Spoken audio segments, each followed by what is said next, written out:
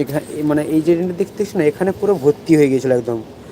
তাকে সকাল থেকে পরিষ্কার করে মানে কতটা নিচে নামিয়েছি, মানে তোমরা বিশ্বাস করতে পারবে না গাইজ। আমি যদি সকালে যদি লাইভ করতাম এখানে, তো মানে দেখতে পেতে আমি সকালে ওখানে গিয়েছিলাম, তো ডিউটি সেরে এসে 9টার পর নাস্তা করেই এই কাজটা শুরু করেছি। তো দেখেছো কত নোংরা এখানে ফেলেছি, আর বাদ বাকি জ্বালিয়েছি, তা বাদে আরও পরিষ্কার করে জ্বালাচ্ছে সবাই। আর যে পরিষ্কারটা করেছি গেছ কী বলবো, কারণ পরিষ্কার পরিচ্ছন্ন মানে সব থেকে আগে ব্যাপার আমি জানি, আর পরিষ্কার জিনিসটা সব থেকে ভালো জিনিস। কী গেছ তোমরা কি বলো? পরিষ্কার করলেই ভালো। আর যদি পরিষ্কার না, নিজে পরিষ্কার না থাকলে মানে আশেপাশের সাইড পরিষ্কার করবে কী করে?